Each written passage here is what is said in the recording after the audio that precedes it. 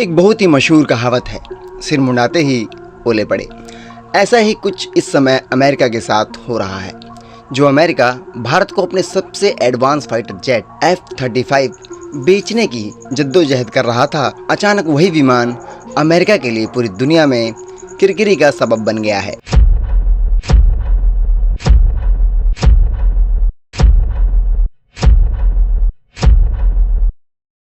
खबर शायद आप तक पहुंच चुकी होगी कि केरल के तिरुवनंतपुरम एयरबेस पर एक F-35 फाइटर प्लेन पिछले 20 दिनों से बारिश और धूल फांक रहा है। क्यों भारत के प्रस्ताव के बावजूद ब्रिटेन इसे एयरपोर्ट हैंगर के भीतर नहीं ले गया? F-35B कब तक तिरुवनंतपुरम एयरपोर्ट पर खड़ा रहेगा? डिटेल आपको मिलेगी।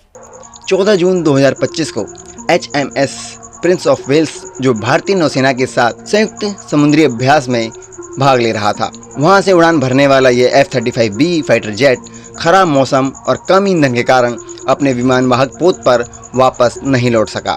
इसके पायलट ने स्क्वाड 7700 आपातकालीन कोड जारी किया, जिसके बाद भारतीय वायुसेना के एकीकृत वायु कमान और नियंत्रण प्रणाली ने इसे तिरुवनंतपुरम हवाई अड्डे पर सुरक्षित उतरने की अनुमति दे दी। विमान रात 9:30 पर सुरक्षित रूप से उतर गया।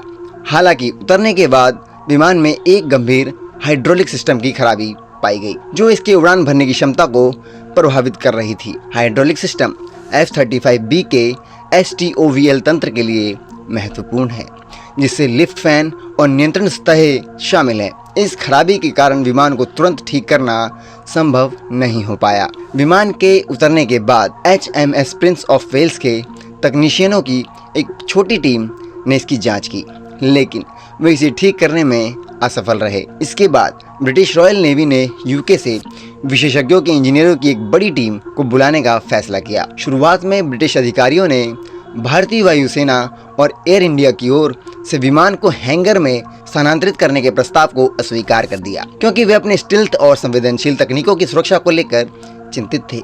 उन्हें लगता था कि भारत उनकी तकनीक चुरा न ले। विमान को हवाई अड्डे के बे 4 में, जो आमतौर पर VIP विमानों के लिए आरक्षित होता है, वहां खड़ा किया गया है और केंद्रीय औद्योगिक सुरक्षा बल यानी कि CISF द्वारा इसकी 24 घंटे निगरानी की जा रही है। इस दौरान विमान को केरल के मानसून और बारिश और धूप का सामना करना पड़ रहा है, जिनसे इसकी स्थिति को और बेकार कर दिया है।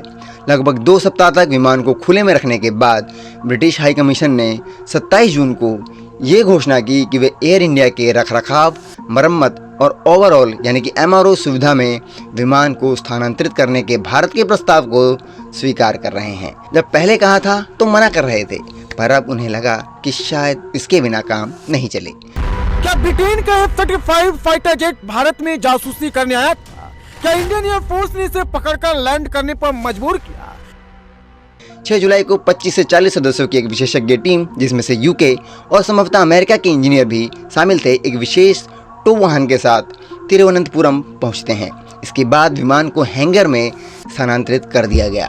हालांकि कई प्रयासों के बावजूद विमान को स्थानीय रूप से ठीक करना संभव नहीं हो पाया। 3 जुलाई को यह बताया गया कि विमान में हाइड्रोलिक सिस्टम की खराबी इतनी ज़्यादा है कि इसे भारत में ठीक नहीं कर सकते।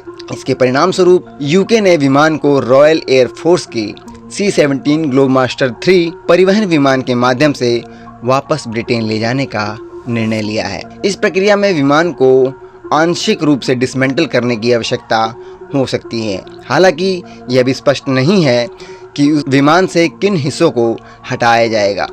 F-35 की इस घटना ने इस विमान की विश्वसनीयता पर सवाल उठाए हैं। अमेरिकी रक्षा विभाग DOD की 2024 की एक रिपोर्ट के अनुसार F-35B और F-35C की मरम्मत और रखरखाव की आवश्यकताएं अपेक्षित मानकों से कम हैं। इस विमान के लिए औसत उड़ान घंटों के बीच महत्वपूर्ण विफलताएं और मरम्मत समय जैसे मैट्रिक्स मानकों को पूरा नहीं करते।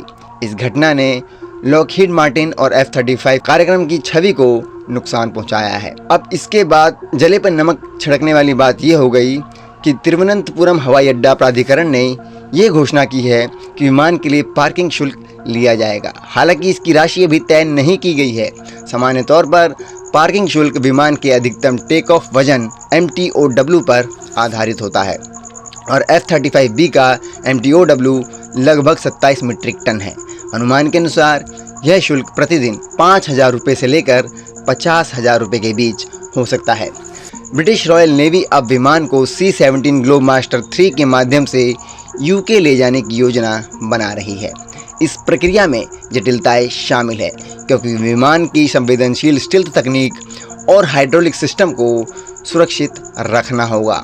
इसको कहते हैं जले पर वास्तव में नमक छिड़कना। एक तो F-35 की टीम वैसे ही दुनिया भर में बेइज्जती झेल रही है, ऊपर से विमान खड़े करने की पार्किंग भी देनी पड़ेगी। कहाँ अमेरिका जिस विमान का ढिंढोरा पीटा करता था, आज वही विमान एक बार खराब हुआ तो बनाने में यूके की कंपनीज के पसीने छूट रहे हैं। अब अमेरिका किस मुंह से इस विमान की तारीफों में कसीदे पड़ेगा ताकि भारत और अन्य देशों को ये विमान बेच सके। पर भारत के लिए सिर्फ अमेरिका ही नहीं, रशिया की तरफ से भी सुखोई 57 का ऑफर रेडी है। साथ ही रशिया अपनी फाइटर जेट का सोर्स कोड भी भारत के साथ शेयर करने को तैयार है ताकि आप इसे अपने हिसाब से अपडेट कर सके। इतना ही नहीं, अगर भारत और रशिया की डील फाइनल हो जाती है तो सुखोई 57 की मैन्युफैक्चरिंग भारत में ही होगी। पर कुछ मामलों में रशियन विमान अमेरिकी F-35 से थोड़े बहुत कमज़ोर नज़र आते हैं, जिस कारण भारत अभी वेट एंड वॉच मोड में नज़र आ रहा है। एनीवे, आप वॉच तो कर चुके हैं, अब सब्सक्राइब कीजिए, फिर लाइक कीजिए और यदि अन्य किसी पहलू पर वीडियो चाहते हैं तो कमेंट कर सकते हैं। धन्यवाद।